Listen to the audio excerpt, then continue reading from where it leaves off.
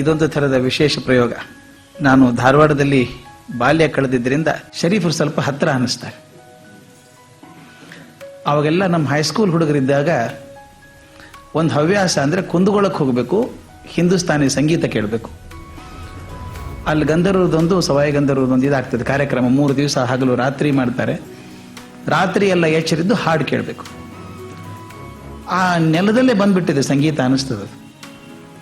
ರಾತ್ರಿ ಎಲ್ಲ ಕಂಬಳಿ ಹೊತ್ಕೊಂಡು ಕೂತಿರ್ತಾರೆ ಜನ. ಹೇಗೆ ಅವ್ರು ನೋಡಿದ್ರೆ ಕಲ್ಲು ಮನುಷ್ಯರೋ ಗೊತ್ತೇ ಆಗಲ್ಲ. ಆದರೆ ಎಲ್ಲರಿಗೂ ಎಷ್ಟು ಚಂದ ಸಂಗೀತ ಗೊತ್ತಿರುತ್ತೆ ಅಂದರೆ, ಒಂದು ಚೂರು ಯಾರಾದರೂ ರಾಗ ತಪ್ಪಿದ್ರು ಅಂದ್ರೆ ಹೋತು ನೋಡ್ ರಾಗ ಅಂತ ಹೇಳುವಂತ ಅಷ್ಟು ಶಾಣತನ ಬಂದದವರಿಗೆಲ್ಲ.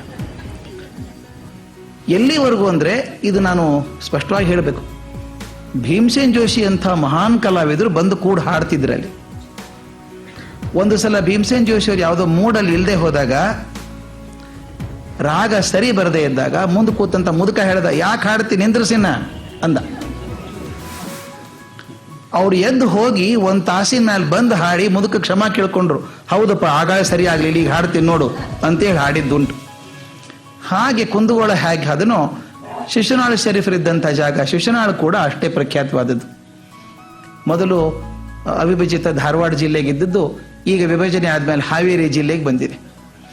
ನನಗೆ ಅಂಟ್ಕೊಂಡಂತ ಹೆಸರಿದೆಯಲ್ಲ ಕರ್ಜಿಗಿ ಅಂತ, ನಾನು ಹುಟ್ಟಿದ್ದಲ್ಲ ಬೆಳೆದದ್ದಲ್ಲ, ಆದ್ರೆ ಕರ್ಜಿಗಿ ಹತ್ರನೇ ಶಿಶುನಾಳ. ಆ ಶಿಶುನಾಳಕ್ಕೆ ನಾವು ಹೋಗ್ತಿದ್ವಿ ಯಾವಾಗಾದ್ರೂ.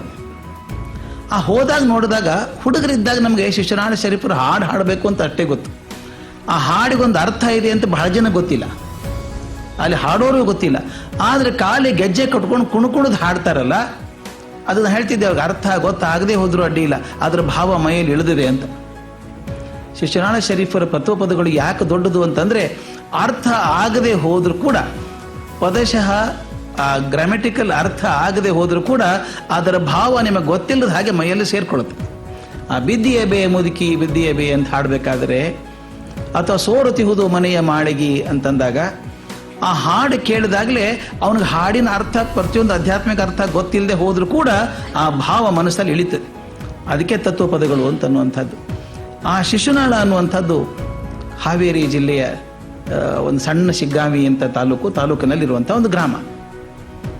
ತಾವು ಟ್ರೈನಲ್ಲಿ ಹೋಗೋದಾದ್ರೆ, ಬೆಂಗಳೂರಿಂದ ಹೋಗ್ಬೇಕಾದ್ರೆ ಪುಣೆ ಟ್ರೈನು ಹೋದ್ರೆ ಗುಡಿಗೇರಿ ಅಂತ ಒಂದು ಸ್ಟೇಷನ್ ಬರ್ತದೆ. ಆ ಗುಡಿಗೇರಿಯಿಂದ ಒಳಗಡೆ 4 ಕಿಲೋಮೀಟರ್ ಹೋದ್ರೆ ಒಂದು ಸಣ್ಣ ಹಳ್ಳಿ ಬರ್ತದೆ, ಶಿಶುನಾಳ ಅಂತ. ಆಗಲೇ ಡಾಕ್ಟರ್ ರಾಮಸ್ವಾಮಿ ಅವರು ಹೇಳಿದ ಹಾಗೆ, ಆ ಶಿಶುನಾಳೆಗೆ ಹೆಸರು ಉಳಿದಿರೋದೇ ಶರೀಫಿನಿಂದಾಗಿ, ಬೇರೆ ಸಾಧನಗಳು ಏನು ಕಾಣಿಸ್ತಿಲ್ಲ. ಆದ್ರಿಂದ ಶಿಶುನಾಳ ಶರೀಫ ಅಂತ ಇರೋದ್ರಿಂದ ಶಿಶುನಾಳ ಹೆಸರು ಬಾಯಲ್ಲಿ ಉಳ್ಕೊಂಡಿದೆ ಅಷ್ಟೇ. ಈಗಾದ್ರೂ ಕೂಡ ಸಣ್ಣ ಹಳ್ಳಿನೇ ಅದು, 3000 ಜನ ಇರಬೇಕು ಊರಲ್ಲಿ, ಅಷ್ಟೇ. ಆ ಊರಿನ ಬಗ್ಗೆ ಸ್ವಲ್ಪ ಹೇಳ್ಬೇಕು ನಾನು. ಸ್ಮಿತಾ ಅವರು ತುಂಬಾ ಚಂದಾಗಿ ಹಾಡ್ತಾರೆ, ಅದ್ಭುತವಾಗಿ ಹಾಡ್ತಾರೆ. ಅದು ಹಾಡಿನ ಬರೋವರೆಗೂ ಅದು ಬ್ಯಾಕ್ಗ್ರೌಂಡ್ ಕೊಡ್ಬೇಕಲ್ಲ ಸ್ವಲ್ಪ. ಅದಕ್ಕೆ ಶಿಶುನಾಳ ಹೇಗೆ, ಅವನ ಬ್ಯಾಕ್ಗ್ರೌಂಡ್ ಏನು ಅಂತ ಸ್ವಲ್ಪ ಹೇಳಬೇಕು. ಕಲಾವಿದರೆಲ್ಲ ಬಂದಿದ್ದಾರೆ, ಅದೆಲ್ಲ ತೊಗೊಂಡು ಮೈ ತುಂಬಿ ಬರಬೇಕು ಅನ್ನುವಂಥ ಆಸೆ. ಶಿಶುನಾಳ ಶರೀಫ ನಮ್ಮ ಮೈಯೊಳಗೂ ಅವತರಣ ಆಗಬೇಕು ಅಂತ. ಸಣ್ಣ ಹಳ್ಳಿ ಅಂತ ಹೇಳಿದೆ, 3000 ಜನ ಇರುವಂಥ ಹಳ್ಳಿ. ಅಲ್ಲಿ ಊರೊಳಗೆ ಹೋದ ತಕ್ಷಣ ಅಲ್ಲೊಂದು ಸ್ತಂಭ, ಒಂದು ಗಣಪದು ಬಸವಣ್ಣನ ಮೂರ್ತಿ ಇದೆ. ಸ್ತಂಭ ಮೂರ್ತಿ ಬಸವಣ್ಣ ಅಂತ ಕರೆದಕ್ಕೆ, ಒಂದು ಕಂಬದ ಮೇಲೆ ಇರುವಂಥ ಬಸವಣ್ಣ. ಊರಲ್ಲಿರುವಂಥ ಎಲ್ಲರೂ ಬಸವಣ್ಣ ನಮಸ್ಕಾರ ಮಾಡ್ತಾರೆ.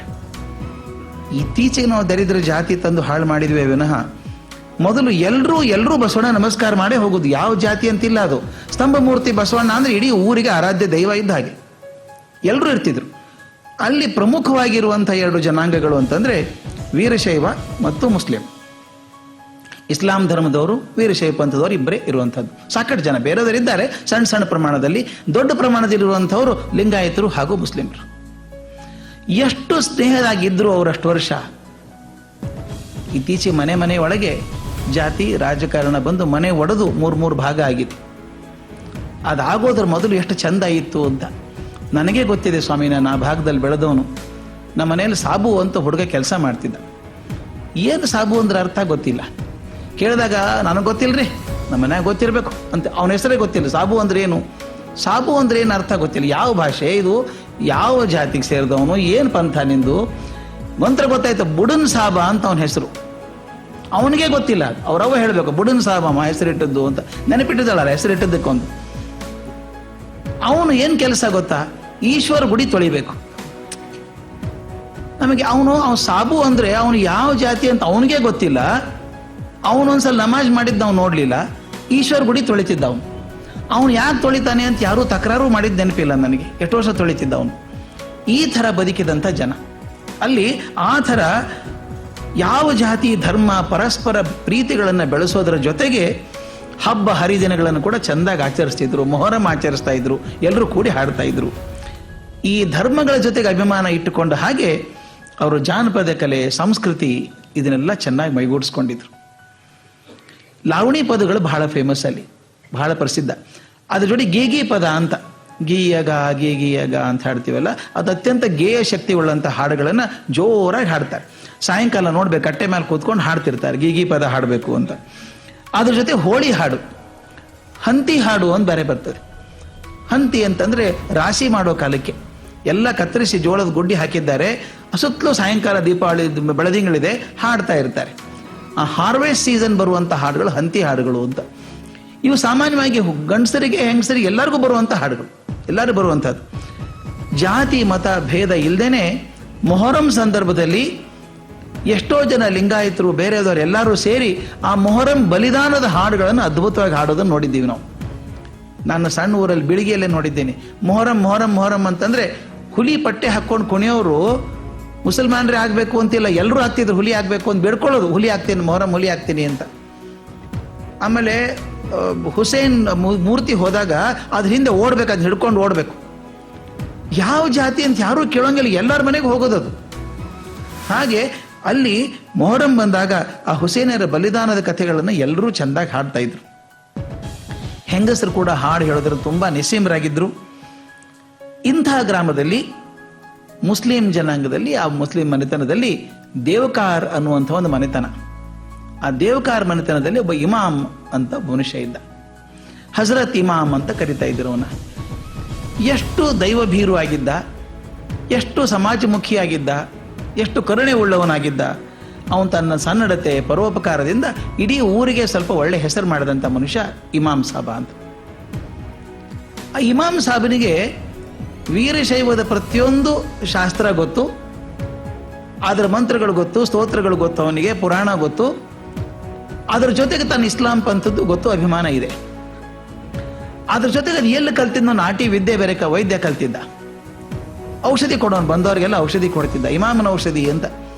ಅದಕ್ಕೆ ಯಾರಾದ್ರೂ ಇಮಾಮನ್ ದವಾಖಾನೆ ಅಂತ ಕರಿತಿದ್ರು. ಮನಿನೇ ದವಾಖಾನೆ ಅಂತ ಏನು ಬೇರೆ ಇಲ್ಲ, ಇಮಾಮನ್ ದವಾಖಾನೆ ಅಂದ್ರೆ ಔಷಧಿ ಕೊಡೋನು. ಔಷಧಿ ಕೊಡೋದ್ ಜೊತೆಗೆ ಯಾತಾಳಿ ವಿದ್ಯೆ ಕಲ್ತಿದ್ದ ಅಂತ ಒಂದು ಸುದ್ದಿ. ಇದೊಂದು ವಿಚಿತ್ರ ಬುದ್ಧಿ ಇದು, ನಾನು ನೋಡಿದ್ದು. ದರ್ಗಾ ಅಂತಿದೆ ನಮ್ಮ ಊರ ಹತ್ರ. ಅಲ್ಲಿ ಹುಣ್ಣಿಮೆ ಬಂದ ತಕ್ಷಣ ದೆವ್ವ ಬಿಡಿಸ್ತಾರೆ ಅಂತ ನಂಬಿಕೆಗಳು. ಯಾರ್ದೋ ಮೈಯಲ್ಲಿ ದೆವ್ವ ಸೇರ್ಕೊಂಡಿದೆ ಅಂತ. ಎಲ್ಲರ ಮೈಯಲ್ಲೂ ಸೇರ್ಕೊಂಡಿರ್ತದೆ, ಯಾವುದೋ ಉತ್ಸಾಹದ್ದೋ, ಯಾವುದೋ ಪ್ರೀತಿದೋ, ಯಾವುದೋ ಒಂದು ಅಂತಃಕರಣದೋ ದೆವ್ವ ಸೇರ್ಕೊಂಡಿರುತ್ತೆ. ಇದು ದೆವ್ವ ಸೇರ್ಕೊಂಡಿರ್ತಾವೆ ಅಂತ ಅದನ್ನು ಬಿಡಿಸೋ ಅಂತ ಯಾತಾಳಿ ವಿದ್ಯೆ ಅಂತ ಅದನ್ನು ಕಲ್ತಿದ್ದಂತೆ ಅವನು. ಆ ಹುಣ್ಣಿಮೆ ದಿವಸ ಮನೆಗೆ ಕರ್ಕೊಂಡು ಹೋಗ್ಬೇಕು, ಅದು ಏನು ಮಾಡ್ತಿದ್ನೋ ದೇವರಿಗೆ ಗೊತ್ತು, ದೆವ್ವ ಬಿಡ್ತಿತ್ತು ಅಂತ ಹೇಳ್ತಿದ್ರು. ಹೀಗಾಗಿ ಇಮಾಮ್ ಸಾಬನಿಗೆ ಎರಡು ಗುಣಗಳು. ಅವನಿಗೆ ಒಂದು ಔಷಧಿ ಕೊಡೋದು, ಒಂದು ದೆವ್ವ ಬಿಡಿಸೋದು. ಕೃಷಿನೂ ಮಾಡ್ತಾ ಇದ್ದ, ಒಕ್ಕಲ್ತನ ಭೂಮಿ ಇತ್ತು ಒಂದು, ಕೃಷಿನ ಮುಖ್ಯ ಕೆಲಸ ಅದು ಮಾಡ್ಕೊಂಡಿರ್ತಿದ್ದ. ಅವನು ಮದುವೆ ಆಗಬೇಕು ಅಂತಂದಾಗ ಒಳ್ಳೆ ಹುಡುಗಿನ ತರಬೇಕು ಅಂತ ಹೇಳಿ ಅವನಿಗೆ ಒಬ್ಬ ಹಜ್ಜೂಮಾ ಅಂತ ಹುಡುಗಿನ ಮದುವೆ ಮಾಡಿಕೊಟ್ರು. ತುಂಬ ತಿಳುವಳಿಕೆ ಇದ್ದಂಥ ಹೆಣ್ಮಗಳು. ಇವನ್ ಮನೆಗೆ ಬಂದು ಇವನಿಗೆ ಸಹಕಾರಿಯಾಗಿದ್ಲು. ಇವನು ಎಲ್ಲ ಕಾರ್ಯಕ್ಕೂ ಸಹಾಯ ಮಾಡ್ದ, ತೋಟಕ್ಕೂ ಹೋಗೋಳು ಕೆಲಸಕ್ಕೆ. ಅವನ ಜೊತೆಗೆ ಹಾಡು ಕಲ್ತ್ಲು, ವೀರಶೈವ ಪರಂಪರೆದ ಎಲ್ಲಗಳನ್ನ ಕಲ್ತ್ಲು, ಅದ್ರ ಜೊತೆಗೆ ಇಸ್ಲಾಮದ್ದು ಎಲ್ಲ ಕಲ್ತ್ಲು. ಸಣ್ಣ ವಯಸ್ಸಲ್ಲಿ ಮದುವೆ ಆದದ್ದು. ಇಬ್ಬರು ಚೆನ್ನಾಗಿದ್ರು. ಜೀವನ ಸರಿಯಾಗಿ ನಡೆದ್ರೆ ಜೀವನ ಅಂತ ಯಾಕನ್ಬೇಕು ಅದಕ್ಕೆ. ಅವ್ರಿಗೆ ಅನ್ಸೋಕ್ ಶುರು ಆಯ್ತು, ಮಕ್ಕಳಿಲ್ಲ ನಮಗೆ ಅಂತ. ಮದುವೆ ಆಗಿ 8-10 ವರ್ಷ ಆದ್ರೂ ಮಕ್ಕಳಾಗಿಲ್ಲ ಅಂತ ಹೇಳಿ ಹರಕೆ ಹೊಲೋ ಶುರು ಆಯಿತು. ಯಾವ್ಯಾವ ದೇವರಿಗೆ, ಯಾವ್ಯಾವ ದೇವಸ್ಥಾನಕ್ಕೆ ಹರಕೆ ಹೊತ್ತರು, ಆಗ್ಲಿಲ್ಲ. ಆಗ ಅವ್ರ ಗುರುಗಳಾಗಿದ್ದವ್ರು, ಇಮಾಮ್ ಸಾಬನ ಗುರುಗಳಾಗಿದ್ದಂಥವ್ರು ಹಲಗೂರು ಅಂತ ಒಂದು ಹಾಡು ಬರ್ತದೆ. ಅದು ಹಲಗೂರಿನೊಳಗೆ ಹಜರೇ ಶಾ ಖಾದ್ರಿ ಅಂತ ಬರಿದ್ರು. ಖಾದ್ರಿ ಮನೆತನ ಅಂತ ಕೇಳಿದೀವಿ. ಹಜರೇ ಶಾ ಖಾದ್ರಿ ಅಂತ ಗುರುಗಳು, ಧರ್ಮಗುರುಗಳು. ಅವರಿಗೆ ಅವರನ್ನ ಗುರುಗಳನ್ನಾಗಿ ಒಪ್ಕೊಂಡಿದ್ದವ್ರು ಇಮಾಮ್ ಸಾಹೇಬ್ರು. ಇವರು ಮದುವೆ ಆಗಿ ಒಂದು 8-10 ವರ್ಷ ಆಗೋದ್ರು ಅವ್ರು ತೀರ್ಕೊಂಡ್ಬಿಟ್ಟಿದ್ರು. ಅವ್ರ ಸಮಾಧಿ ಆಗಿತ್ತು. ಯಾರೋ ಹೇಳಿದ್ರಂತೆ ಆ ಸಮಾಧಿಗೆ ನಡ್ಕೊಳ್ರಿ ನಿಮ್ಗೆ ಒಳ್ಳೇದಾಗ್ತದೆ ಅಂತ ಹೇಳಿ ಇವ್ರು ಹೋಗಿ ಸಮಾಧಿಗೆ ಹರಕೆ ಹೊತ್ಕೊಂಡು ಮಕ್ಕಳಾದ್ರೆ ನಿಮಗೇನೋ ಸೇವೆ ಮಾಡ್ತೀನಿ ಅಂತ ಬೇಡ್ಕೊಂಡ್ರು. ಅದಾದ್ಮೇಲೆ ಆಕೆ ಹಜ್ಜುಮಾ ಗರ್ಭಿಣಿ ಆದ್ಲು ಅಂತ ಮಾತು ಬರ್ತದೆ. ಅಂದ್ರೆ ಅವ್ರ ತಲೆಯಲ್ಲಿ ಈತ ಹಜರೇ ಶಾ ಖಾದ್ರಿ ಅವ್ರ ಕೃಪೆಯಿಂದ ಹುಟ್ಟಿದಂತ ಮಗ ಅದ ಅಂತ. ಇದೊಂದು ಖಾದ್ರಿ ಬಗ್ಗೆನೂ ಹೇಳ್ಬೇಕು ನಿಮಗೆ.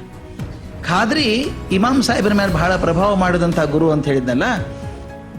ಈ ಖಾದ್ರಿ ನೋಡಿ, ಮುಸ್ಲಿಂ ಹಜರೇ ಶಾ ಖಾದ್ರಿ ಅವ್ರನ್ನ ಜನ ಪ್ರೀತಿಯಿಂದ ಏನಂತ ಕರಿತಿದ್ರು ಗೊತ್ತಾ? ಖಾದರ್ ಲಿಂಗ ಅಂತ ಕರಿತಾ ಇದ್ರು. ವಿಚಿತ್ರ ಇದು. ಲಿಂಗ ಅಂತ ಸಾಮಾನ್ಯವಾಗಿ ನಾವು ಲಿಂಗಾಯತರಲ್ಲಿ ಉಪಯೋಗಿಸ್ತೀವಿ. ಖಾದರ್ ಲಿಂಗ ಅಂತ ಯಾಕೆ ಕರೀತಾರೆ ಅವ್ರನ್ನ ಅಂತಂದ್ರೆ, ಆತ ವೀರಶೈವದ ಪಂಥವನ್ನ ಎಷ್ಟು ಚೆನ್ನಾಗಿ ಅರ್ಥ ಮಾಡ್ಕೊಂಡಿದ್ದ ಅಂದ್ರೆ, ಎಷ್ಟೋ ಜನ ಜಂಗಮರು ಹೇಳ್ತಿದ್ರಂತೆ, ನಮ್ಮ ಪ್ರಶ್ನೆ ಬಂದಾಗ ಖಾದ್ರಿನ್ ಕೇಳ್ಬಿಡ್ರು ಒಂದ್ಸಲ ಅಂತಿದ್ರಂತೆ. ಅಷ್ಟು ಚೆನ್ನಾಗಿ ತಿಳ್ಕೊಂಡವನು. ಆದ್ರೆ ಯಾರೋ ಹೇಳಿದ್ರಂತೆ, ನೀನು ತಿಳ್ಕೊಂಡಿದ್ದೆ ಅಷ್ಟೇ, ನಿನಗೆ ಶಕ್ತಿ ಇಲ್ಲ ಅಂತೇನೋ ಅಂದ್ರಂತೆ. ಅವನ್ ಹಠ ಹಿಡಿದು ಯಾರಿಗೂ ಒಬ್ಬರು ಲಿಂಗ ದೀಕ್ಷೆ ಕೂಡ ಕೊಟ್ಬಿಟ್ಟ. ಖಾದ್ರಿ ಲಿಂಗ ದೀಕ್ಷೆಯನ್ನು ಕೊಟ್ಟು ಧೈರ್ಯ ಮಾಡಿದ್ರಿಂದ ಅವನ ಶಿಷ್ಯನು ಒಪ್ಪಿಕೊಂಡು ಬೆಳೆದ. ಆದ್ರಿಂದ ಲಿಂಗವನ್ನು ಕೊಟ್ಟಂತ ಖಾದ್ರಿ ಆದ್ರಿಂದ ಅವನಿಗೆ ಖಾದರ್ ಲಿಂಗ ಅಂತ ಕರೆಯೋಕೆ ಶುರು ಮಾಡಿದ್ರು. ಅಂದ್ರೆ ನಾನು ಇದು ಎಷ್ಟು ಚಂದದ ಮಾತು ನನಗೆ ಇಷ್ಟ ಆಗೋದು ಅಂತಂದ್ರೆ, ನಾವು ಯಾವುದೋ ಧರ್ಮದಲ್ಲಿ ಆಕಸ್ಮಿಕವಾಗಿ ಹುಟ್ಟಿದ್ದೇವೆ, ನಾವು ಆರಿಸ್ಕೊಂಡು ಹುಟ್ಟಿದ್ದಲ್ಲ. ಹುಟ್ಟಿದ ತಕ್ಷಣ ನಮ್ಮನ್ನು ಬ್ರ್ಯಾಂಡ್ ಮಾಡಿಬಿಡ್ತಾರೆ. ನೀ ಇದಕ್ಕೆ ಸೇರಿದವನು, ಇದಕ್ಕೆ ಸೇರಿದವನು, ಇದಕ್ಕೆ ಸೇರಿದವನು ಅಂತ ಹಾಕ್ಬಿಡ್ತಾರೆ. ನನಗೆ ಮನಸ್ಸು ಇದೆಯೋ ಇಲ್ವೋ ಆ ಜಾಗಕ್ಕೆ ಸೇರ್ಕೊಂಡ್ಬಿಡ್ತೇನೆ ನಾನು. ಬ್ರ್ಯಾಂಡ್ ಮಾಡಿ ನೀನು ಹೀಗೆ ಇರಬೇಕು ಅಂತ ಒಂದು ಚೌಕಟ್ಟು ಹಾಕ್ಬಿಡ್ತಾರೆ. ಅದಕ್ಕೆ ಬಟ್ರಾನ್ ರಸಲ್ ಹೇಳೋದೊಂದು ವಿಚಿತ್ರ ಅನ್ಸುತ್ತೆ ನನಗೆ. ಬಟ್ರಾನ್ ರಸಲ್ ಸ್ವಲ್ಪ ರೆಬೆಲ್ ಮನುಷ್ಯ. ಆತ ಹೇಳ್ತಾನೆ, if you require 18 years to elect one of the 4 idiots, don't you require more time to select which religion you want to belong to ಅಂತ. ಓಟ್ ಹಾಕಿ 4 ಮೂರ್ಖರಲ್ಲಿ ಒಬ್ಬರನ್ನ ಆರಿಸ್ಬೇಕು ಅನ್ಬೇಕಾದ್ರೆ 18 ವರ್ಷ ಇರಬೇಕು ಅಂತ ಮಾಡಿರುವಾಗ, ನೀನು ಯಾವ ಧರ್ಮಕ್ಕೆ ಇರಬೇಕು ಅನ್ನೋದು ಹುಡ್ಕೋದಕ್ಕೆ ಒಂದು 15-20 ವರ್ಷ ಆದ್ರೂ ಬೇಡನಪ್ಪ ಅಂತ. ಹಾಗೆ ಇವರು ಧರ್ಮಗಳನ್ನು ಆರಿಸಿಕೊಂಡವ್ರು, ಹುಟ್ಟಿದವರಲ್ಲ. ನೋಡಿ, ಖಾದ್ರಿ ಎಷ್ಟರ ಮಟ್ಟಿಗೆ ತಿಳ್ಕೊಂಡಿದ್ದ ಲಿಂಗಾಯತ ಧರ್ಮವನ್ನ, ವಚನಗಳನ್ನ ಎಲ್ಲವನ್ನೂ ತಿಳ್ಕೊಂಡಿದ್ದ ಅಂದ್ರೆ ಲಿಂಗ ದೀಕ್ಷೆ ಕೊಡುವಷ್ಟರ ಮಟ್ಟಿಗೆ ಗಟ್ಟಿಯಾಗಿದ್ದ. ಅವನ ಕೃಪೆಯಿಂದ ಈ ಮಗು ಹುಟ್ಟಿತು ಹಜ್ಜುಮಾ ಮತ್ತು ಇಮಾಮ್ ಸಾಹೇಬರಿಗೆ. ಅದು ಮಾರ್ಚ್ 7, 1819 ವರ್ಷ. ಆ ಖಾಜಿ ಸಲಹೆ ಕೊಟ್ಟರು, ಅವನಿಗೆ ಹೆಸರಿಡೋದು ಮೊಹಮ್ಮದ್ ಶರೀಫ್ ಅಂತ ಹೆಸರಿಟ್ರು. ಈ ಶರೀಫ್ ಅನ್ನೋದು ಪರ್ಷಿಯನ್ ಭಾಷೆದು. ಪರ್ಷಿಯನ್ ಭಾಷೆಯಲ್ಲಿ ಯಾರು ತುಂಬ ಸಂಭಾವಿತರಾಗಿರ್ತಾರೋ, ಗೌರವಪೂರ್ಣರಾಗಿರ್ತಾರೋ, ಜಗತ್ತಿನ ಗೌರವಕ್ಕೆ ಪಾತ್ರರಾಗ್ತಾರೋ ಅಂಥವ್ರಿಗೆ ಶರೀಫ್ ಅನ್ನೋದು. ಈಗಾದರೂ ಶರೀಫ್ ಮನುಷ್ಯ ಅಂದ್ರೆ ಒಳ್ಳೆ ಮನುಷ್ಯ ಅಂತ ಹಿಂದಿಯಲ್ಲಿ ಕೂಡ. ಬಾಂಬೆದಲ್ಲಿ ಕೂಡ ಈಗಾದರೂ ಒಂದು ಪದ್ಧತಿ ಇದೆ, ಶರೀಫ್ ಆಫ್ ಬಾಂಬೆ ಅಂತ ಮಾಡ್ತಾರೆ, ಮುಖ್ಯಸ್ಥ ಅಂತ, ಎಲ್ಲರ ಗೌರವಕ್ಕೂ ಪಾತ್ರನಾದಂಥ ವ್ಯಕ್ತಿ ಅಂತ. ಆ ದೃಷ್ಟಿಯಿಂದ ಶರೀಫ್ ಅಂತ ಹೆಸರಿಟ್ಟು. ಹುಡುಗ ದೊಡ್ಡವನಾದ, ಶಾಲೆ ಕಳಿಸ್ಬೇಕಲ್ಲ. ಈಗ ನಾಗೇನು ಹುಟ್ಟಿದ ತಕ್ಷಣ ರಿಜಿಸ್ಟ್ರೇಷನ್ ಮಾಡಬೇಕು ಅಂತಿರ್ಲಿಲ್ಲ ಅವಾಗ. ಅವನು ಶಾಲೆ ಕಳಿಸ್ಬೇಕಾದ್ರೆ ಯಾವ ಶಾಲೆ ಕಳಿಸ್ಬೇಕು ಅಂತ ಅವಾಗ 2-3 ಥರದ ಶಾಲೆ ಇತ್ತು. ಮನೆಯಲ್ಲಿ ಇಸ್ಲಾಂ ಧರ್ಮದ ಬಗ್ಗೆ ತಂದೆನೇ ಹೇಳಿದ, ಅದರ ಮೊದಲನೇ ಗುರು ಅಪ್ಪನೇ. ಎರಡನೇದು ಐನೋರ್ ಶಾಲೆ ಅಂತ ಇರ್ತಿತ್ತು. ಈ ಲಿಂಗಾಯತ ಧರ್ಮಕ್ಕೆ ಸೇರಿದಂಥ ಜಂಗಮರು ಇರ್ತಾರಲ್ಲ, ಗುರುಗಳು, ಅವರು ಯಾವುದೋ ಗುಡಿಯಲ್ಲೋ ಮಠದಲ್ಲೋ ಪಾಠಗಳನ್ನು ಮಾಡೋರು. ಅದಕ್ಕೆ ಐನೋರ್ ಶಾಲೆ ಅಂತ. ಅದಕ್ಕೆ ಕರ್ಕೊಂಡು ಹೋಗಿ ಐನೋರ್ ಶಾಲೆಗೆ ಸೇರಿಸಿದ. ನೋಡಿ, ಅಪ್ಪನ ಮನಸ್ಸು ದೊಡ್ಡದಾಗಿರ್ಬೇಕು ಅಂತ ಹೇಳೋದು ನಾನು. ಮಕ್ಕಳು ಅಪ್ಪ ಕೈ ಹಿಡ್ಕೊಂಡು ನಡೀತಾರೆ, ಅಪ್ಪನ ಕೈ ಹಿಡ್ಕೊಂಡು ನಡೀತಾರೆ. ಅಪ್ಪ ಯಾವ ದಾರಿಗೆ ಹೋಗ್ತಾನೆ, ಮಕ್ಕಳು ಹಾದಿಗೆ ಹೋಗ್ತಾರೆ. ಅಪ್ಪ ನೋಡಿ ಬರೀ ಮನೆಯಲ್ಲಿ ಕೂಡ್ಸ್ಕೊಂಡು ಇಸ್ಲಾಂ ಧರ್ಮದ ಬಗ್ಗೆ ಹೇಳಲಿಲ್ಲ, ಅವನು ಕರ್ಕೊಂಡು ಹೋಗಿ ಐನೋರ್ ಶಾಲೆಗೆ ಹಾಕಿದ. ಐನೋರ್ ಶಾಲೆಗೆ ಹಾಕಿದಾಗ ಅಲ್ಲಿ ಏನು ಕಲಿಸ್ತಾ ಇದ್ರು ಅಂತ ಬರೆದಿದ್ದಾರೆ. ಆ ಶಾಲೆಯಲ್ಲಿ ಕಲಿಸೋದು ಲೆಕ್ಕ ಕಲಿಸ್ತಾ ಇದ್ರು, ಓದು ಬರಹ ಕಲಿಸ್ತಾ ಇದ್ರು, ಚಾಮರಸನ ಪ್ರಭುಲಿಂಗ ಲೀಲೆ ಕಲಿಸ್ತಾ ಇದ್ರು, ಶಿವಪುರಾಣಗಳನ್ನು ಕಲಿಸ್ತಾ ಇದ್ರು, ರಾಘವಾಂಕ ಹರಿಹರನ ರಗಳೆಗಳನ್ನು ಕಲಿಸ್ತಾ ಇದ್ರು, ಇಂಥದ್ದೆಲ್ಲ ಕಲಿಸ್ತಾ ಇದ್ರು. ಅದನ್ನೆಲ್ಲ ಚೆನ್ನಾಗಿ ಕಲ್ಕೊಂಡ ಹುಡುಗ. ಆ ಶಾಲೆಯ ಮುಖ್ಯಸ್ಥರಾಗಿದ್ದವರು ಹಿರೇಮಠದ ಸಿದ್ದರಾಮಯ್ಯನವರು ಅಂತ. ಸಿದ್ದರಾಮಯ್ಯನವರು ಈ ಹುಡುಗನ ಚಾಣಾಕ್ಷತನ ನೋಡಿಕೊಂಡು ಬೇಗ ಬೇಗ ಕಲಿತಾನಲ್ಲ ಅಂತ ಹೇಳಿ ಆದಷ್ಟು ಹೆಚ್ಚಿಗೆ ಕಲಿಸಿದ್ರಂತೆ. ಬಾಕಿ ಹುಡುಗರಿಗೆ ಏನು ಕಲಿಸಿದ ಪ್ರಭುರಂಗ ಲೀಲೆ ಅದಕ್ಕಿಂತ ಹೆಚ್ಚಾಗಿ ಅವನಿಗೆ ಬಸವಣ್ಣವ್ರ ವಚನಗಳನ್ನ, ಅಲ್ಲಮಪ್ರಭು ಬಗ್ಗೆ, ಅಕ್ಕ ಮಹಾದೇವಿ ಬಗ್ಗೆ ಚೆನ್ನಾಗಿ ಕಲಿಸ್ಬಿಟ್ರು. ನೋಡಿ, ಮಗು ಬೆಳೀತಾ ಬೆಳೀತಾ ತನ್ನ ಇಸ್ಲಾಂ ಧರ್ಮವನ್ನು ತಿಳ್ಕೊಳ್ಳೋದ್ರ ಜೊತೆಗೆ ವೀರಶೈವ ಪಂಥದ ಎಲ್ಲವನ್ನೂ ತಿಳ್ಕೊಳ್ಳೋಕೆ ಶುರು ಮಾಡಿದ. ಚೆನ್ನಾಗಿ ಪ್ರಬುದ್ಧನಾದ. ಸ್ವಲ್ಪ ಹೋದಾಗೆ ಅಪ್ಪನಿಗನಿಸ್ತು, ಇನ್ನೊಂದು ಥರದ ಶಾಲೆನೂ ಇದೆಯಲ್ಲ, ಈಗೂ ಇರೋ ಹಾಗೆ ICSE, CBSE, IB ಇರೋ ಹಾಗೆ ಇನ್ನೊಂದು ಶಾಲೆ ಇತ್ತಲ್ಲಿ. ಅದನ್ನು ವೈದಿಕ ಶಾಲೆ ಅಂತ ಕರೀತಾ ಇದ್ರು. ಆ ವೈದಿಕ ಬ್ರಾಹ್ಮಣರು ಪುರೋಹಿತರು ಅವ್ರು ಕೆಲವು ಶಾಲೆ ನಡೆಸ್ತಾ ಇದ್ರು. ಅವರು ಒಂದು ದೇವಸ್ಥಾನದಲ್ಲಿ ಶಾಲೆ ನಡೆಸೋದು. ಆ ಹುಡುಗ ದೊಡ್ಡವನಾದಾಗ, ಸ್ವಲ್ಪ ದೊಡ್ಡವನಾದಾಗ ಮಗನ್ ಕರ್ಕೊಂಡು ಅಪ್ಪ ಆ ಶಾಲೆಗೆ ಹೋಗ್ತಾರೆ.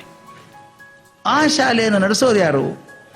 ಈ ಕಲ್ಮೇಶ್ವರ ದೇವಾಲಯ ಅಂತ ಒಂದಿದೆ ಶಿಶುನಾಳದಲ್ಲಿ. ಆ ದೇವಾಲಯದಲ್ಲಿ ಕಳಸ ಅಂತ ಒಂದು ಊರು. ಅಲ್ಲಿಂದ ಬಂದಂಥ ಗೋವಿಂದ ಭಟ್ರು ಅಂತ ಒಬ್ಬರು ಬ್ರಾಹ್ಮಣರು, ಪುರೋಹಿತ. ವಿಚಿತ್ರ ಬ್ರಾಹ್ಮಣ ಅವನು. ಕೆಲವೊಂದ್ಸಲ ಜನ ಬೈತಿದ್ರು, ಇದೇನು ಬ್ರಾಹ್ಮಣು ಗಾಂಜಾ ಸೇತಾನ, ಪಿರಿ ತಿರುಗಾಡ್ತಾನ, ಊರಾಗಿಲ್ಲ, ಇದೆಂತ ಬ್ರಾಹ್ಮಣ ಅನ್ನುವಂಥ ವಿಕ್ಷಿಪ್ತ ಸ್ವಭಾವದ ಬ್ರಾಹ್ಮಣ. ಆತ ಒಂದು ಕ್ಲಾಸ್ ನಡೆಸ್ತಾ ಇದ್ದ. ಆತ ಇಮಾಮ್ ಸಾಬನ ಕ್ಲಾಸ್ಮೇಟ್, ಫ್ರೆಂಡ್, ಅದು ಬಹಳ ದೋಸ್ತ ಆವಾಗಿನ ಕಾಲಕ್ಕೆ. ಆ ಸ್ನೇಹಿತನ ನೋಡೋದಕ್ಕೆ ಈ ಮಗನ್ ಕರ್ಕೊಂಡು ಹೋಗಿದ್ದಾರೆ. ಅದೆಷ್ಟು ಚೆನ್ನಾಗಿದೆ ಘಟನೆ ಅಂತ. ಮಗನ್ ಕರ್ಕೊಂಡು 500 ಶಾಲೆಗೆ ಓದ್ತಿದ್ನಲ್ಲ ಹುಡುಗ, ಅವನು ಕರ್ಕೊಂಡು ಆ ಗೋವಿಂದ ಭಟ್ರನ್ನ ಭೇಟಿ ಆಗ್ಲಿಕ್ಕೆ ಹೋದಾಗ ಕಲ್ಪನೆ ಕಣ್ಮುಂದೆ ಬರ್ಬೇಕು ನಿಮಗೆ. ಅದು ಗೋವಿಂದ ಭಟ್ರು ಬಂದು ನೋಡಿದ್ರು, ಇಮಾಮ್ ಸಾಹೇಬನ್ ನೋಡಿದ್ರು, ಪಕ್ಕದಲ್ಲಿ ಹುಡುಗನ್ ನೋಡಿದ್ರು. ಯಾರಿವ ಅಂತ ಕೇಳಿದ್ರು. ನನ್ನ ಮಗ ರೀ, ನಮಸ್ಕಾರ ಮಾಡೋ ಅಂತ ಹೇಳ್ದ. ಮಗ ನಮಸ್ಕಾರ ಮಾಡಿದ. ಮಾಡಿದ ತಕ್ಷಣ ಅವ್ರು ಏನು ಕೇಳಬೇಕು, ಹೆಸರೇನು ಅಂತ ಕೇಳಿದ್ರು. ಶರೀಫಾ ಅಂದ. ಏ ಶರೀಫಾ, ನಿಮ್ಮ ಅಪ್ಪ ಯಾರೋ ಅಂತ ಕೇಳಿದ್ರು. ಸಾಮಾನ್ಯವಾಗಿ ಕೇಳೋ ಕಾರಣ ಇರಲಿಲ್ಲ. ಈ ಕಾರಣ, ಅಪ್ಪ ಪಕ್ಕದಲ್ಲಿ ನಿಂತಿದ್ದಾನೆ, ಅಪ್ಪ ಇವನ ಸ್ನೇಹಿತ ಬೇರೆ. ಆದರೂ ಇವನು ಪರೀಕ್ಷೆ ಮಾಡಬೇಕು ಅಂತ ಕೇಳಿದೇನೋ. ನಿಮ್ಮಪ್ಪ ಯಾರೋ ಅಂತ ಕೇಳಿದ್ರಂತೆ. ಅದು ಹುಡುಗ ಉತ್ತರ ಏನು ಕೊಡಬೇಕು? ಭಾಳ ಚೆನ್ನಾಗಿರೋ ಉತ್ತರ ಕೊಟ್ಟಂತೆ. ಇನ್ಯಾರು ಗುರುಗಳೇ, ನಿಮ್ಮಪ್ಪನೇ ನಮ್ಮಪ್ಪ ಅಂದಂತ. ನಿಮ್ಮಪ್ಪನೇ ನಮ್ಮಪ್ಪ ಅಂದ. ಸುತ್ತಮುತ್ತಲ ಜನಕ್ಕೆಲ್ಲ ಸಿಟ್ಟು ಬಂತು. ಏನೇನಾರು ಮಾತಾಡ್ತಾನಲ್ರಿ ಇವ ಹುಚ್ಚರಂಗೆ ಅಂತ ಅನ್ಕೊಂಡ್ರು. ಅಪ್ಪನಿಗೂ ಒಂದ್ಸರಿ ಇರಸ್ಮರುಸ ಆಯ್ತು, ಹೀಗೆ ಮಾತಾಡ್ತಾನಲ್ಲ ಅಂತ. ಆದರೆ ವೇದಾಂತಿಕ ನೆಲೆಯನ್ನು ತಿಳಿದಂಥ ಗೋವಿಂದ ಭಟ್ರು ಬೆಂತಟ್ಟಿ ಹೇಳಿದ್ರಂತೆ, ಭಲೆ ಹುಡುಗ. ಇಮಾಮಿಗೆ ಹೇಳಿದ್ರಂತೆ, ಇಮಾಮ ಅವನ ಮಾತು ಎಷ್ಟು ಚಂದ ಅದ. ಈ ಭೂಮಿಯೊಳಗೆ ಕಸು ಅದ, ಬೀಜ ನಾಡ್ತದ ಅಂದ್ರು. ಅರ್ಥ ಬಹಳ ಚಂದ. ಭೂಮಿಯೊಳಗೆ ಕಸು ಅದ, ಬೀಜ ನಾಟ್ತದ. ಯಾವಾಗಲೂ ಬೀಜ ಗಟ್ಟಿ ಇರಬೇಕು, ಫಲವತ್ತಾದ ನೆಲದಲ್ಲಿ ಬೀಳಬೇಕು, ಅಂದ್ರೆ ಕೃಷಿ ಆಗೋದು. ಒಳ್ಳೆ ಬೀಜವನ್ನು ಸಿಮೆಂಟ್ ಚೀಲದಲ್ಲಿ ಹಾಕಿದ್ರೆ ಬೆಳೆಯೋದಿಲ್ಲ. ಅಥವಾ ಒಳ್ಳೆ ಫಲವತ್ತಾದ ಬೂದಿಯಲ್ಲಿ ಹುರಿದಂಥ ಕಾಳು ಹಾಕಿದ್ರೂ ಪ್ರಯೋಜನ ಇಲ್ಲ. ನೆಲಕ್ಕೆ ಕಸು ಇರಬೇಕು, ಶಕ್ತಿ. ಕಸು ಅಂದ್ರೆ ಶಕ್ತಿ ಇರಬೇಕು. ಆ ನೆಲಕ್ಕೆ ಶಕ್ತಿ ಇರಬೇಕು, ಆ ಬೀಜನೂ ಗಟ್ಟಿ ಇರಬೇಕು. ಅದಕ್ಕೆ ಹೇಳಿದ್ರಂತೆ, ನೆಲಕ್ಕೆ ಕಸು ಅದ, ಬೀಜ ನಾಡ್ತದ. ಈ ಹುಡುಗನ ನಾನು ಉಡಿಯೊಳಗೆ ಹಾಕ್ಬಿಡು, ಈ ಹುಡುಗ ನನ್ನ ನುಡಿಯೊಳಗೆ ಹಾಕ್ಬಿಡು, ಇನ್ಮೇಲೆ ನನ್ನ ಮಗ ಅವ, ಇನ್ಮೇಲೆ ನನ್ನ ಮಗ ಅಂದ್ರಂತ. ಇವರು ಕಾಯ್ತಿದ್ರು, ಅಂಥವ್ರು ಸಿಕ್ಕಾರೆ ಅಂತ. ಆಯ್ತು ನಿಮ್ಮ ಮಗ ಅಂದ್ರು. ಹುಡುಗ ಅಂಟ್ಕೊಂಡ್ಬಿಟ್ಟ ಅವ್ರಿಗೆ. ಮುಂದೆ ಬೆಳೆದದ್ದು ಆ ಗೋವಿಂದ ಭಟ್ರ ಜೊತೆಗೆ ಬೆಳೆದ.